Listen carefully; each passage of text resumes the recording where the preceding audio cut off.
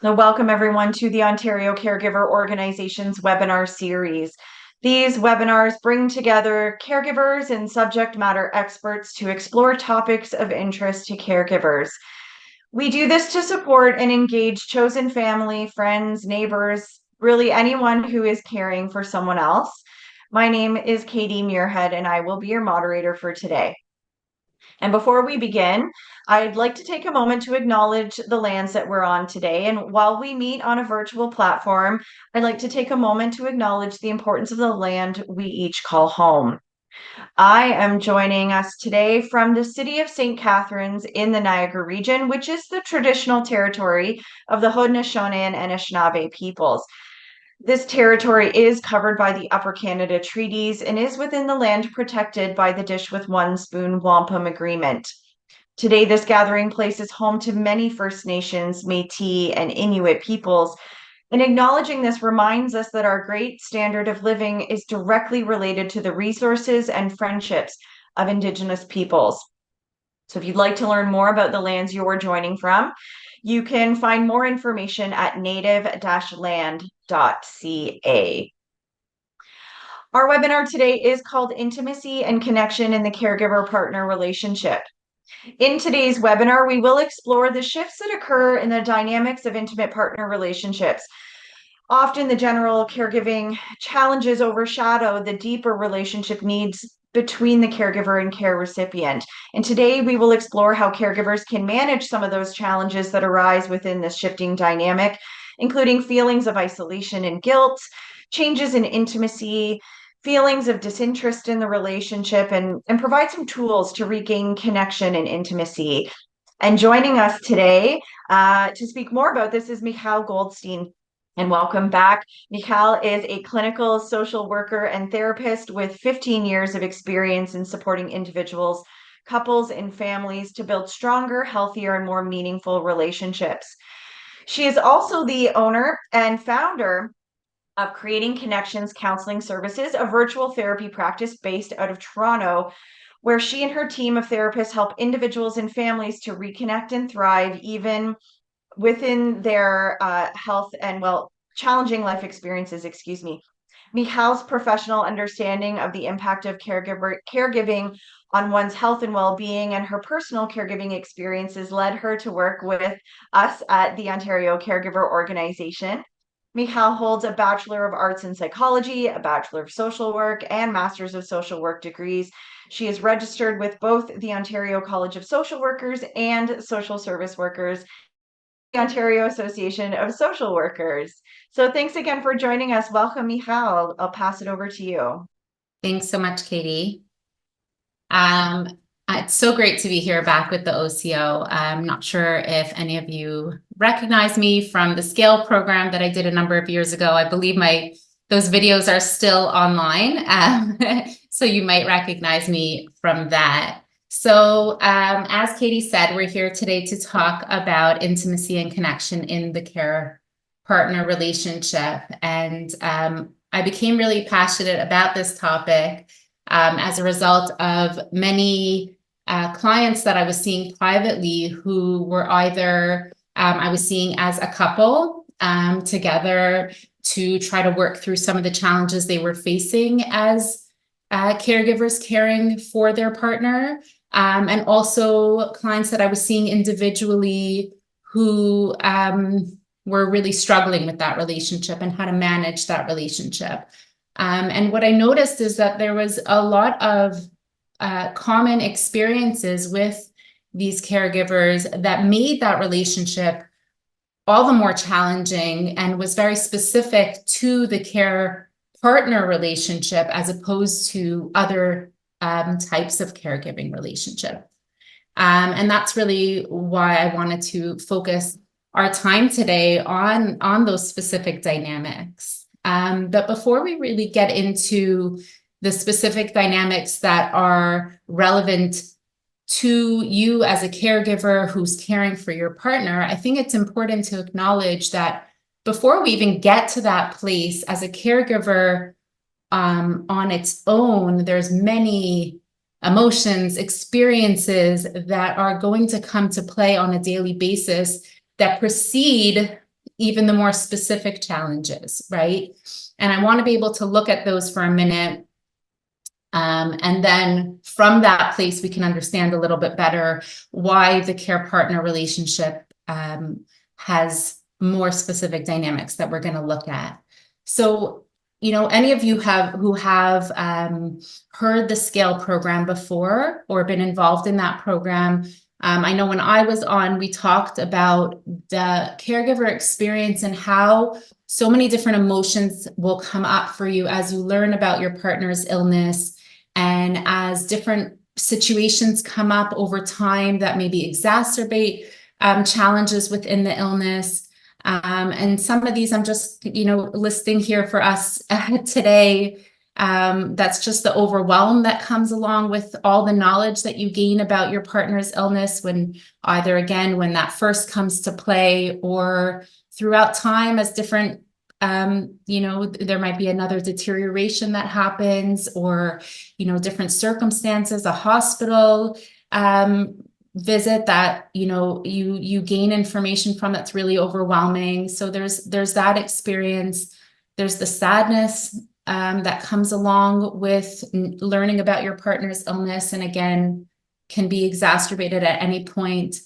There's the guilt within the caregiving experience of, wanting to do more, not wanting to do more.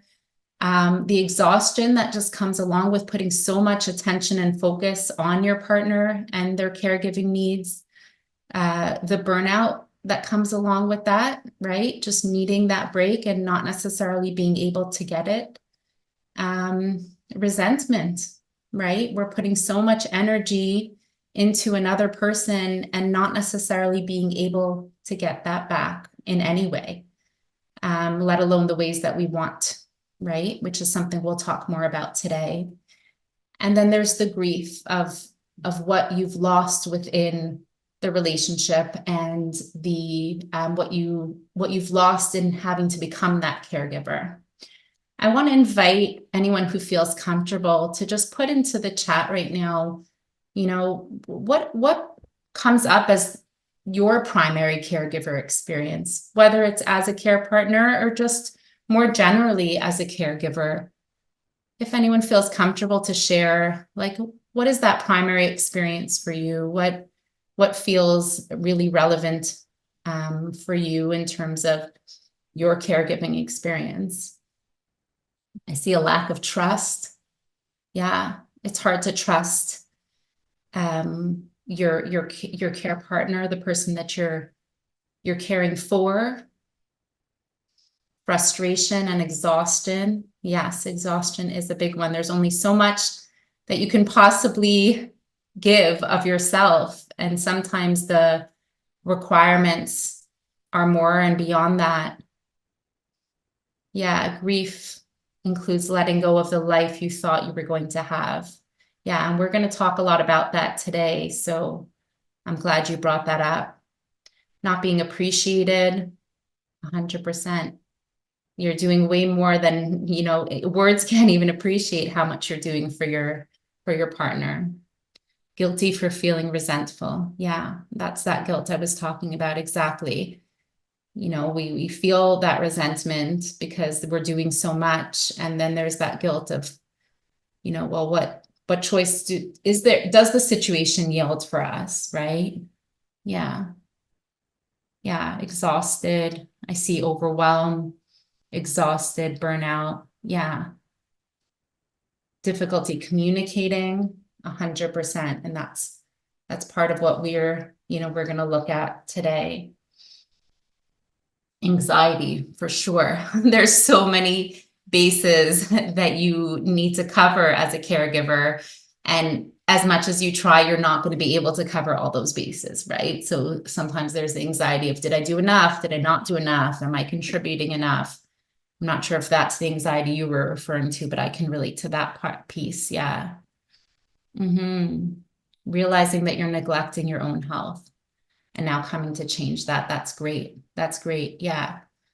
And, I encourage anyone who hasn't taken the SCALE program to definitely do that, because there's so many different tools that's talked about there that in general will relate to all of these experiences, and really attest to how you can try to work within these experiences to help yourself. You know, we can't relieve the role as a caregiver, but what we could do is develop tools and skills to be able to support us within that role, right? I see the last comment here is little to no intimacy at all and a disinterest. Yeah, and that's part of what we're going to talk about today is how to cope with that and how to try to put some pieces of that back in our life in a way that's possible. Yeah. Okay, I appreciate that there are some people I didn't get to, but what I want to try to do today is to provide you with some strategies and with some tools that will help you become more aware of your experience as a caregiver, more aware of some of the emotions that are coming up for you, some of which you might be aware of, right? I see a lot of self-awareness in this chat, and some of which you might not be. But if there's nothing else that you gain from today, what I want you to know is that within these experiences, within all of the pieces that I've seen brought up in the chat and all of the pieces that I've heard from my clients that I see individually, you're not alone in this. This is really a common experience for many care partners, you know, and it's why we all, you know, gathered here today, you know, why there's 50 participants online today to talk about this challenge of intimacy and connection in the care partner relationship, because it is such a common experience and it is such a challenging experience.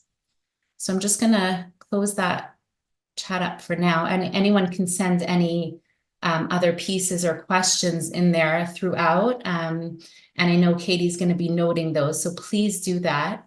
But what I want to sort of highlight right now is one of the emotions that I've seen throughout my work with caregivers to be the one that actually comes to complicate specifically the care partner relationship and that experience the most from my experience. Yeah, what seems to really impact specifically the care partner relationship, and that's that last point that I brought up on the bottom there, which is grief. And what I found is the reason that grief can often, and I did see some of you note that in the chat, but the reason why it seems to complicate the care partner relationship so much is that very often we don't even notice that we're grieving. And that's because of a phenomenon called disenfranchised grief.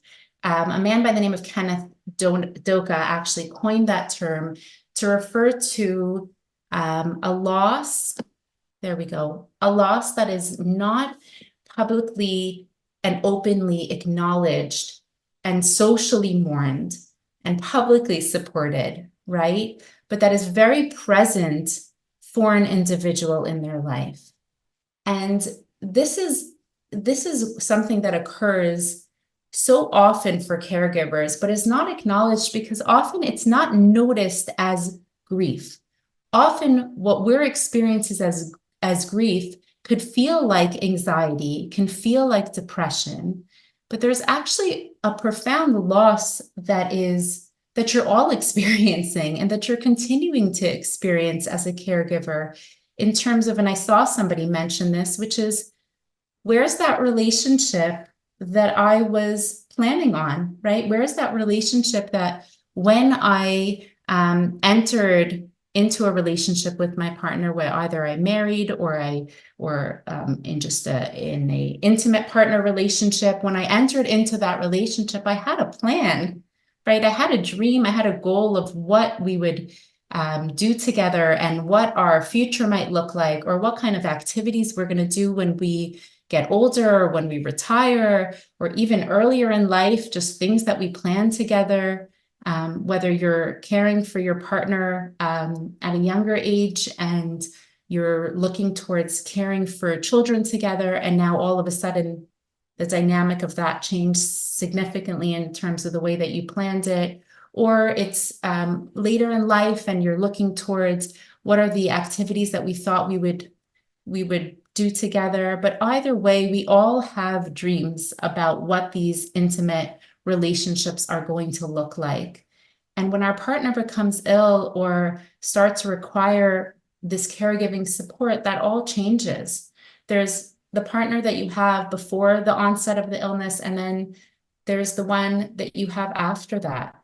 And this looks different in different relationships, but the common thread here is that we imagined our life to look a certain way with our partner, and now it doesn't look that way anymore. And there's a lot of grief associated with that. But with disenfranchised grief, which is this name for this grief that's not acknowledged because, hey, my partner's still alive, so people don't acknowledge that as a loss in the same way that they would acknowledge the loss of a partner passing away. And as a result of that, you're not receiving necessarily that community support that you would receive at the time of a loss, right? At the time of mourning. And the ceremonies that surround that, there's a comfort and a support that is provided during those times that you're not receiving. And I want you to all acknowledge that for yourselves right now. The loss that you experience, the atypical loss that you're experiencing right now as being a caregiver, as caring for your partner, and not having those pieces of the relationship that you deserve and that you envisioned. And your grief needs that same respect, right? Because otherwise what happens is that the pain that we feel around that grief, when we're not mourning it, it exacerbates all of those other pieces of the caregiving experience. It comes out in feelings of anxiety. It comes out in feelings of depression, right? Of course, if you had just lost your partner, then it would be understandable if you didn't want to get out of bed in the morning, right? It would be understandable if you didn't want to leave your house, because society understands that you're grieving the loss of a loved one, right? But in our case, where you're losing aspects of your relationship and you're losing aspects of your partner, but society's not recognizing that, you're forced to act in a way that's quote unquote normal, right? Take care of all the tasks, do all the things, but inside you're grieving. So I want to take the opportunity now. And I understand that, everybody's joining us today from different places and different moments, and you can be driving in the car listening to this webinar or attending to, a number of different tasks at the same time. So I just want to say that this is fully a voluntary experience. And if you feel up to engaging in this exercise that we're going to do right now, please do so. And if you don't feel comfortable right now, just listen as an observer at a distance for right now. And this webinar is going to be recorded, so you can have the time later on to listen to this again and to do the exercise then. But what I wanted to do now is a little bit of a self-awareness meditation. Okay. I want, if we can, for a few moments today, to really acknowledge and look at that grief, to give ourselves the space to look at that grief. And in doing so, we're going to create an openness and an ability to look at the other pieces of the changes that we can implement in the relationship that can allow for more of that intimacy and connection, which is our goal today. Okay, so for anyone who feels comfortable to participate, just take a moment to get yourself into like a more comfortable position, or maybe if you were running around doing things while listening, if you feel like you can, then take a moment to sit down and just take a deep breath to sort of settle yourself into whatever chair or surface you're sitting in. If you could just take a deep breath slowly in and then out. Notice your shoulders if they're kind of tense up, which we tend to do when we're rushing around. And then just take another deep breath and allow those to settle down. You can close your eyes if you'd like, if that feels more comfortable for you.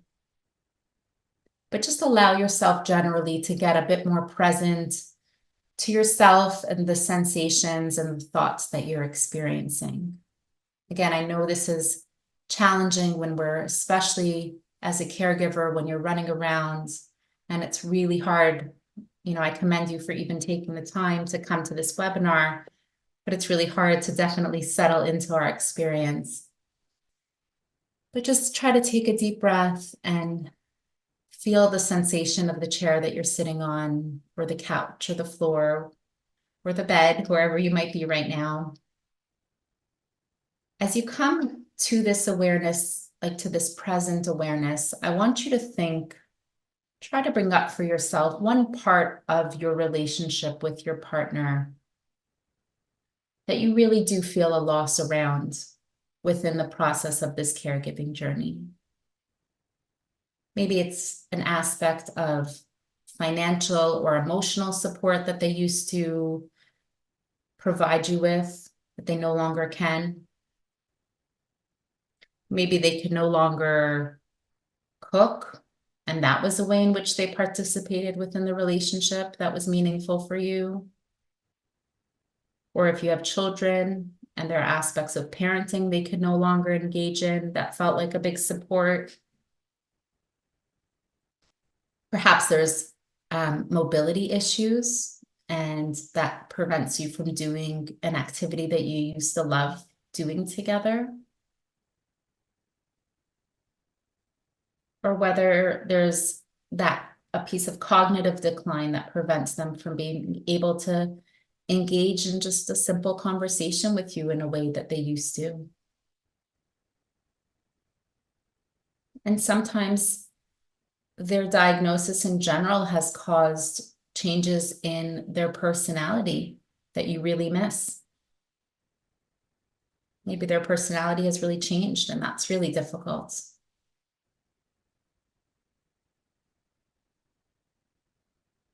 Or whether, as our topic focuses on today, there's aspects of the intimate relationship that you can no longer engage in the same way. And that's the part of the loss that feels the most heavy to you.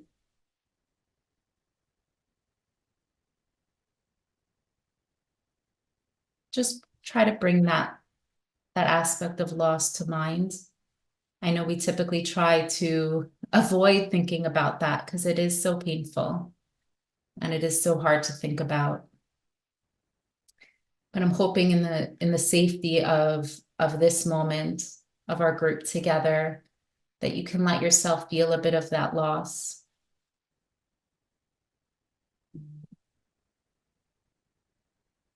And maybe there's a sensation that's going to come along with that, whether pain or tears. If you start to feel overwhelmed with the loss at any point, just take a break from the thought, rest from thinking about it. Take a deep breath again, resettle yourself. Give yourself whatever space and time you need right now to do that.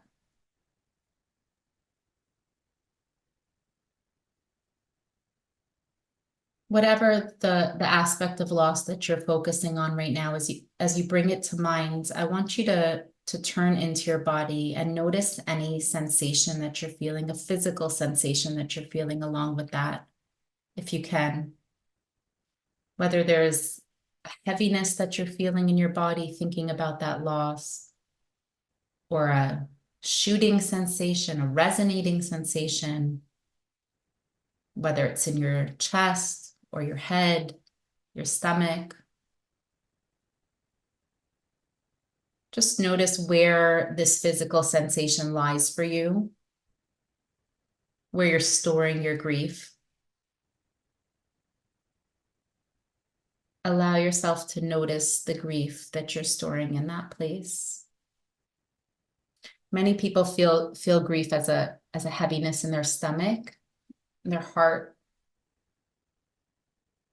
or a tightness in their throat. But scan your body and see where you feel it most, because it really differs from person to person, and it really differs with respect to the grief that you're actually focusing on, the type of grief. And once you've found that place physically, try to bring your attention to the emotions that are arising for you as you focus on that physical sensation. Is it sorrow? Is it disappointment? Anger? Sadness? Maybe even a numbness falls over you. There could be an intensity to it. It could feel like a really dull sensation or emotion. Just note for yourself what those emotions are, what's arising for you.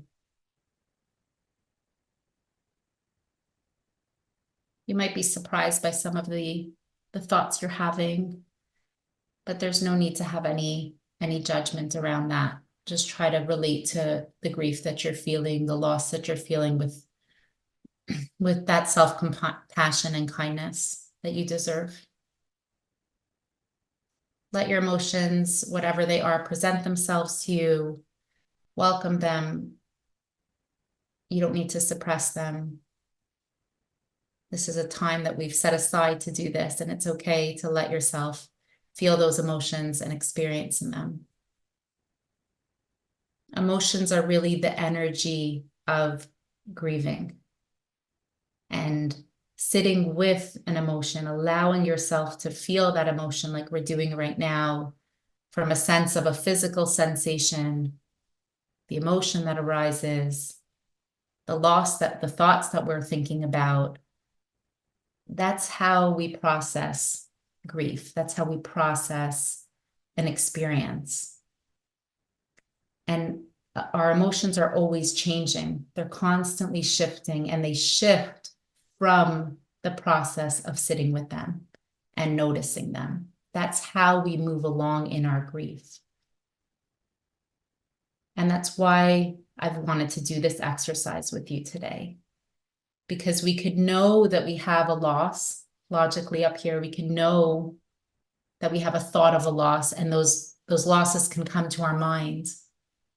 But if we don't allow ourselves to take the time to sit within that loss, the thought of the loss, feel the sensation of that loss and the emotion that comes along with it, we're not allowing it to process and to flow through us.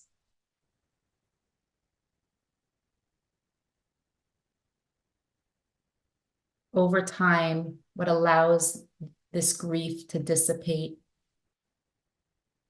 or at least to feel a little bit more manageable, is the act of sitting within that emotion and grief. So just breathe into these sensations and sit with it, whatever comes. Now, again, you can go back to this recording at any time. Maybe when you have a bit more time, and practice this either with the recording or without, just sitting within these sensations. But for now, let's try to take a nice cleansing breath.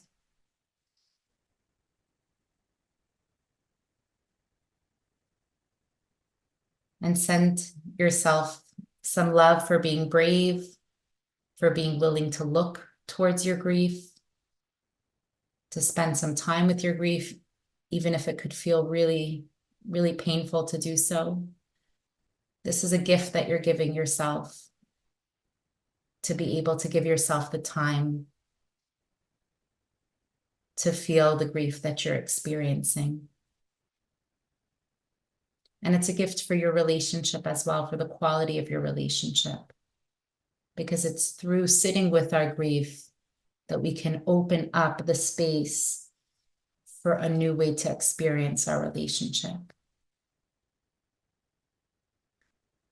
Now, if anyone feels comfortable to do so, I'm wondering if you can share in the chat what this experience was like for you, whether there was anything that came up for you that you were really surprised about during this exercise, if there was anything that you noticed that you didn't know was present for you, or just overall your experience of engaging in this grief-based meditation.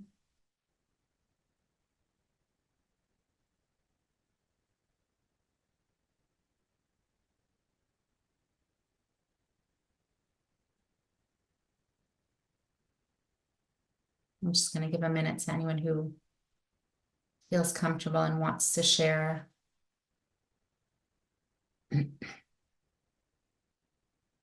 See, anticipatory grief is another form of grief that ebbs and flows over time. Yeah, 100%. We don't necessarily know what we're going to experience. And that can be a whole nother level of grief, right? We don't know what's to come. I'm always so amazed at how in tune this exercise makes me feel with my feelings and my physical well-being in the moment. That's beautiful. Yeah, there's a real power in taking the time for ourselves, right? Even if it's taking the time to think about difficult emotions, but there's a real power in being able to do that. I see someone said various emotions, but grief is major for me. Yeah. Yeah. And that's really why I wanted to bring this concept forward today, because I think that it's something that's not spoken about enough, right? It's not spoken about enough that there's a real grieving that needs to happen within our care partner relationships. I've known I was feeling these feelings, but never acknowledged them or thought deeply about them. Well, thank you for having the courage today to do so. This is about recognizing emotions rather than avoiding it. Yeah. Yeah. Because when we avoid it, then what happens is we experience it in all different ways. It sort of just pops out wherever it wants to. Like I said before, in anxiety and grief and resentment and anger. It has actually made me realize how much I miss everything I had with my partner. I cover it up by being busy with other things. Yeah. Yeah, when we don't take the time to notice, we don't notice. And then we miss what's happening for us, and we miss acknowledging what's happening for us. Yeah. An acknowledgement and recognition, high in emotions, allowing permission to grieve. Yeah. I really appreciate you all sharing your feelings about this today, because I think it gives a lot of encouragement to the other participants here as well to know, this is a common experience that we have. I'm not alone in this. And I think that's such an important piece of the puzzle.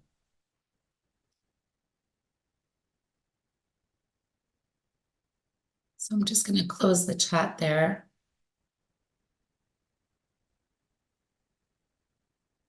And proceed to just go over the pieces that we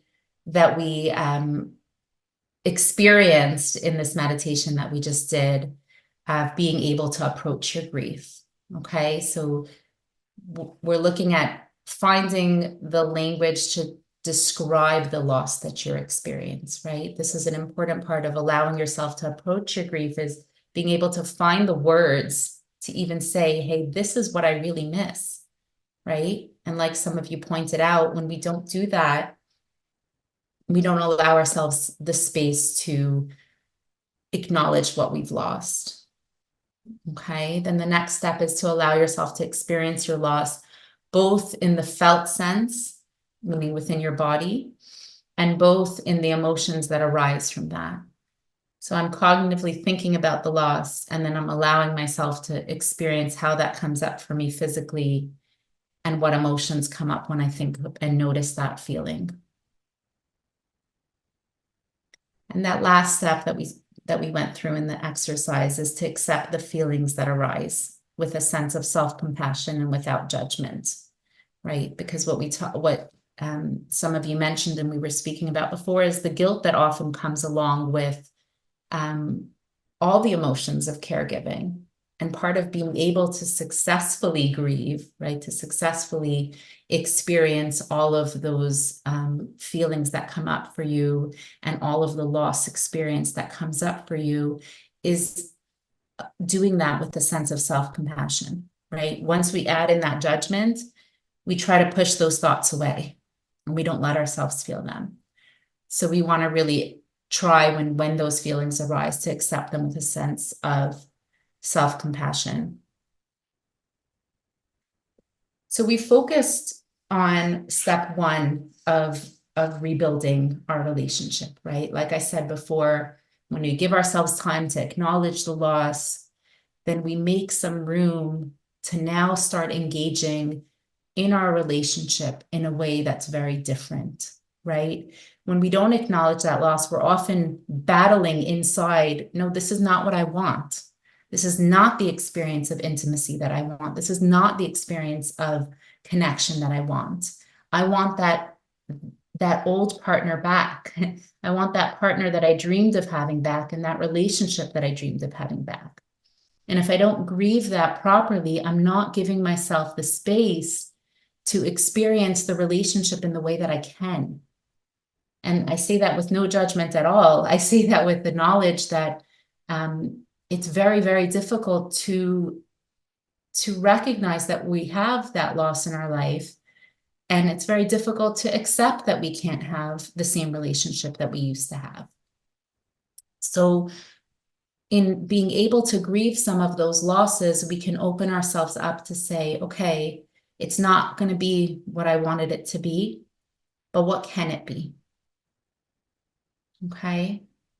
So I want to talk for a minute about some of the pieces of intimacy that are impacted by illness and by the caregiving relationship.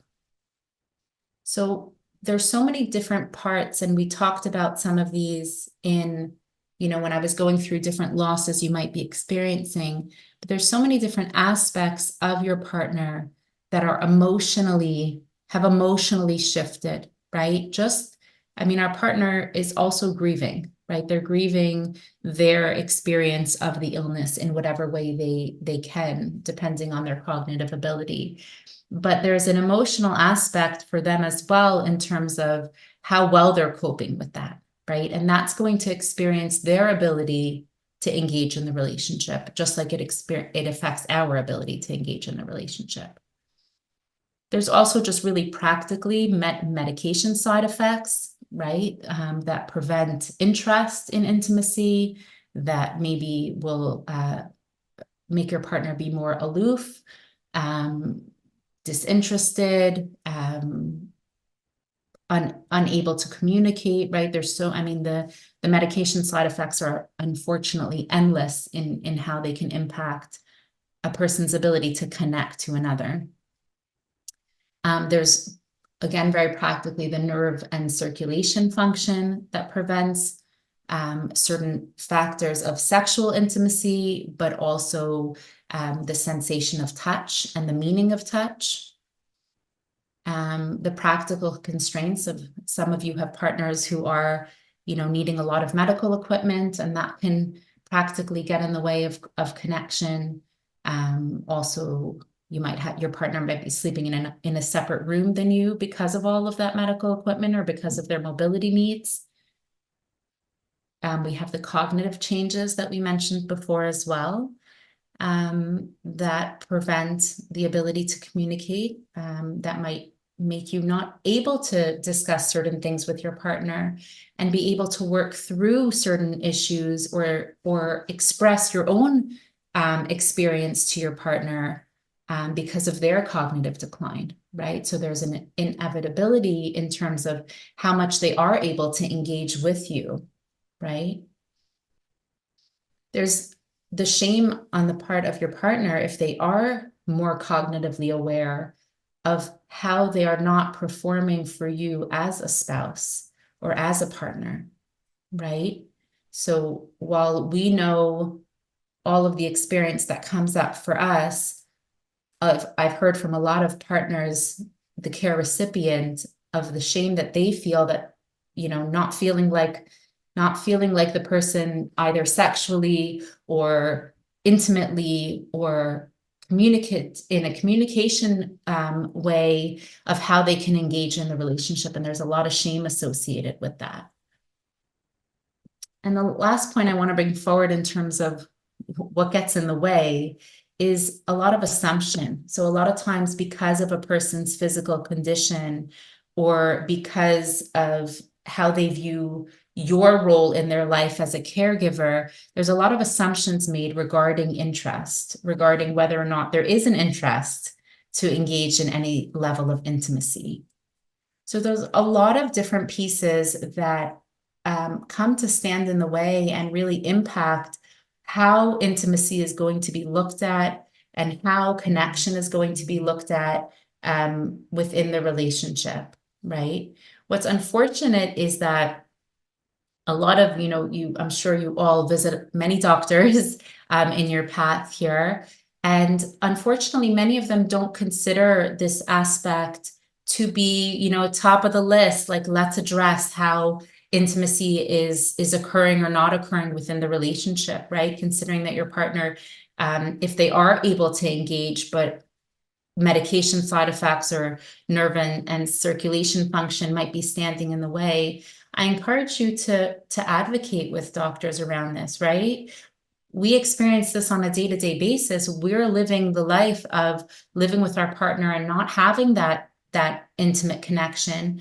And if it is physically possible for them to engage in that way, the doctors unfortunately are not going to put that as their priority, but you can advocate that as a priority. You can bring that up as a piece of the puzzle for you, because you're living with your partner and you want that relationship to be as meaningful as it possibly could be. So I just wanted to bring that forward as a piece of the puzzle. But there are other ways that even if that's not possible, we could work to redefine the relationship with your partner. And these are just some suggestions that I can bring forward. And I fully respect that some of these might not be possible with your partner, and some of these might be. Sometimes it's about an awareness of what is possible and what isn't. But something that I notice a lot with caregivers is that we do a lot of instrumental touch. And what I mean by that is technical physical interactions with our partner, whether it's, shifting them within their bed or their chair or providing them with food. Again, this all depends on the level of physical deterioration that your partner has. But there's a lot of touching that occurs within caregiving that becomes very instrumental when you're engaging as a caregiver. And one area that we can look at shifting the relationship is turning that instrumental touch to what I call affectionate touch. So there's a real difference in how you're going to experience and how your partner's going to experience, you shifting them in their bed with a small caress at the end, or a warmth, or a loving embrace, right? As opposed to just, okay, here's the technical pieces that I need to take care of, right? And I say this more for you than for them, right? They're part of that puzzle here, but I'm concerned with caring for the caregiver right now. There's a lot that does for you. There's a warmth that it brings you to give your partner a kiss as you shift them or as you feed them, right? Or as if they're not able to feed themselves, and as you wipe their face, right? There's an impact for you in doing that, not just for them, right? There's an affection that arises for you in doing that, not just for your partner. Another piece I wanted to talk about is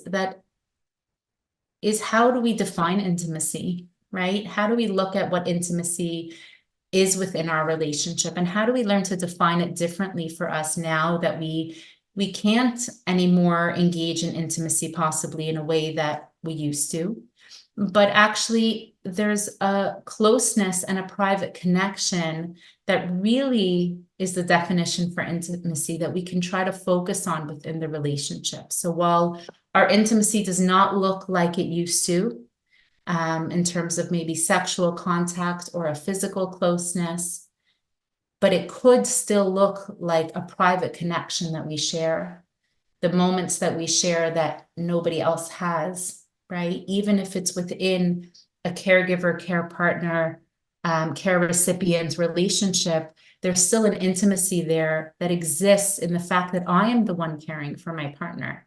There's a closeness that exists in that. And that aspect of intimacy is not lost within the caregiving relationship and doesn't need to be lost. Another piece to think about is that while touch is a really prominent part of intimacy, it's not the only love language.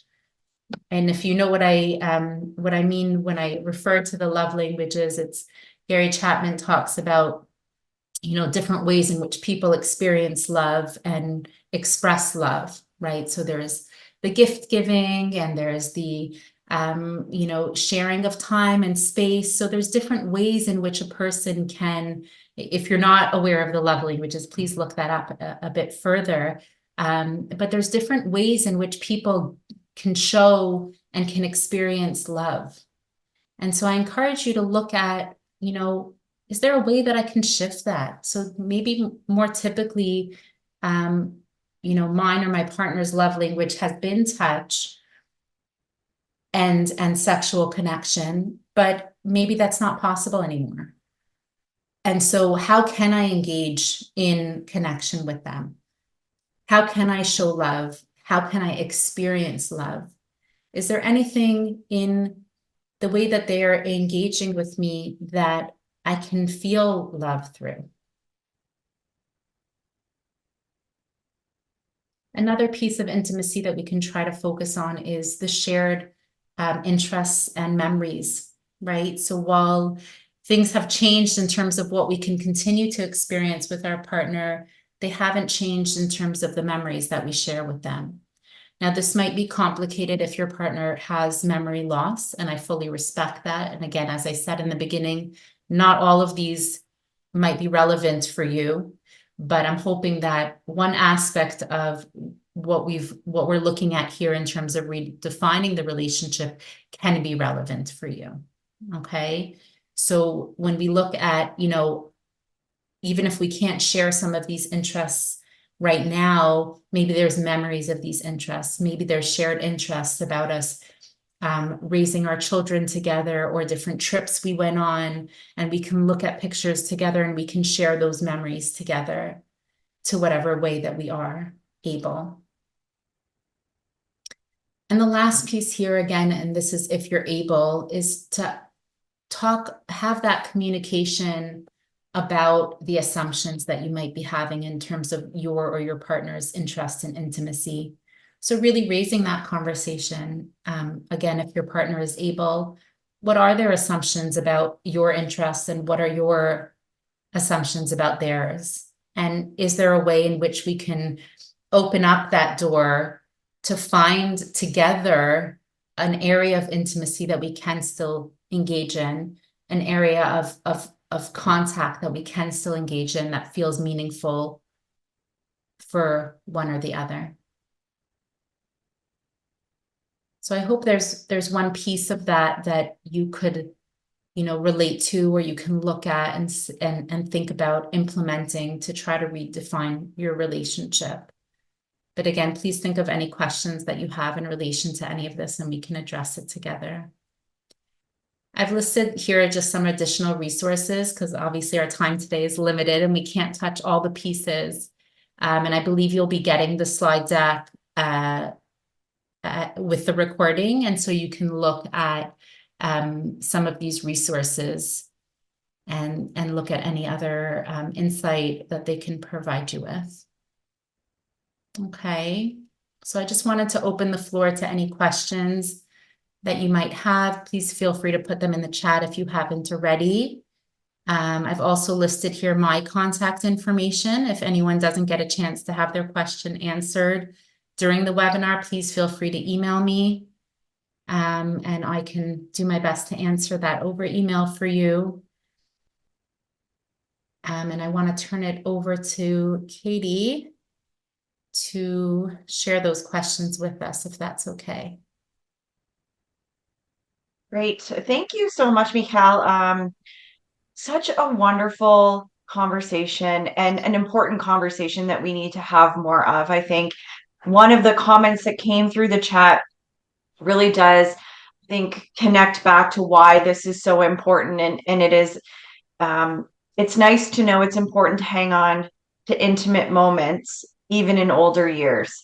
I believe society tends to think one shouldn't grieve this, but rather expect less intimacy as we age.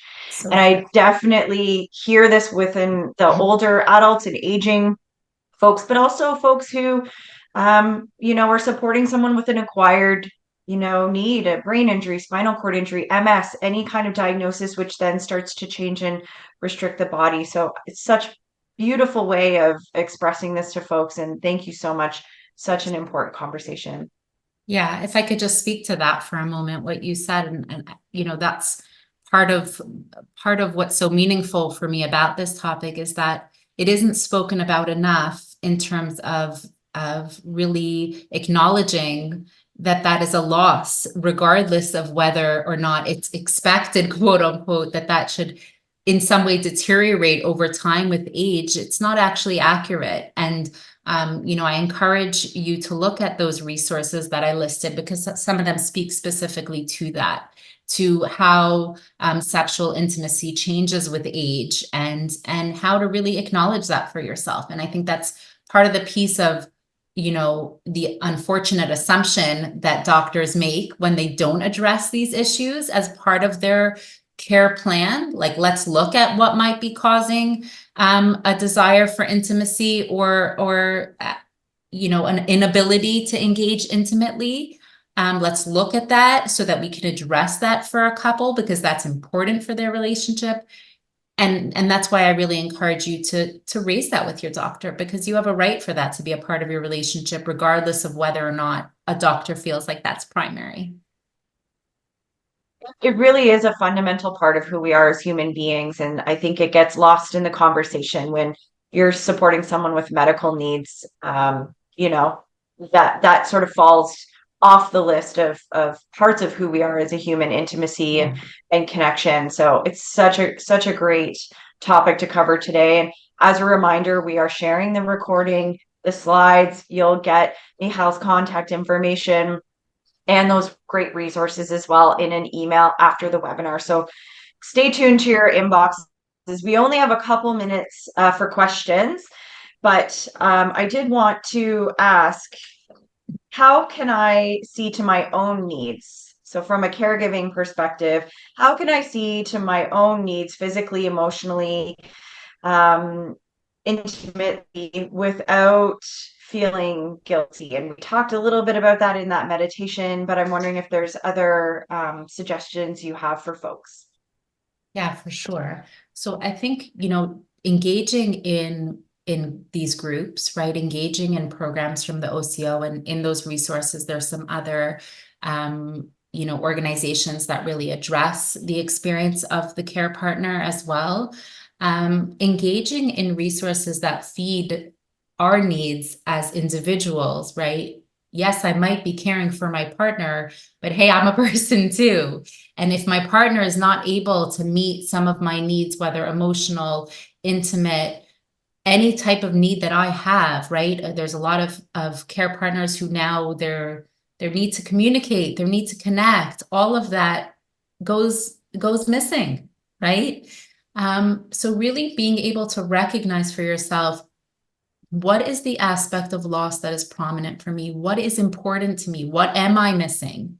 That's that first step. I have to become aware of, what am I missing within my relationship that I need to fill elsewhere, right? So gaining that recognition is step one. And then utilizing the resources out there for yourself to be able to access that, right? So knowing, okay, if this is the piece I'm missing, I want to find other caregivers, other supports, other friends, right? Other ways of engaging that provide me with a sense of closeness, connection, warmth, whatever it is that the lack of intimacy is preventing me from accessing. I need to access those things, and I don't need to feel any shame about that, because as a human being, that's a basic need that I have, right? I hope that answers your question a little bit. I think that's perfect and aligns really nicely with a comment that just came through the chat around the importance of shining a light on this topic and supporting caregivers throughout their whole caregiving experience. Sometimes these topics are uncomfortable for people, and it's not something we want to address, but I think you've done it beautifully and in a way that makes it accessible for folks, and again shone a light on something that's really important as humans and as people and in partnerships and connections that we need to keep addressing. Yeah. I'm Thank going you to for sneak that. in one final question. Yeah, Sorry, please. folks. I'm going to sneak in one more and then we'll wrap up for the day. You shared this beautiful meditation through the talk today as a great example of practice for folks to reconnect with themselves. Would you have any other suggestions for people if they maybe didn't feel they had time to incorporate a meditation into their practice? Are there any other ways that folks could make space for themselves in those relationships outside of perhaps practicing that meditation or others? Yeah, I think if there's any way in which we can take the time to recognize the emotions that we're experiencing within the relationship. So, the meditation is just one way. Some people like writing, and that really just lets them pour out an emotion or an experience. But some people might, going for a walk, that's what helps them really take the space and time they need to come out of their, day-to-day busyness and slowly move into a place of recognition, connection with themselves. But the overall idea is allow yourself the space and time to connect with yourself, however you might do that. If you notice when I wash the dishes, I get into my head and that's the good place for me to be, then do it that way. There's no right or wrong way to engage with yourself. The key is to just say, I need to make the space and time for myself to do that, so that I can actually recognize what I am feeling within this busy day. Thank you. Thank you so much for joining us again. Your talks are always wonderful to hear, and very supportive to our audience. So I really appreciate your time, your experience and knowledge in connecting with our audience today on intimacy and the caregiver and partner connection. So thanks again for joining us today. Thank you, Katie. Always a pleasure.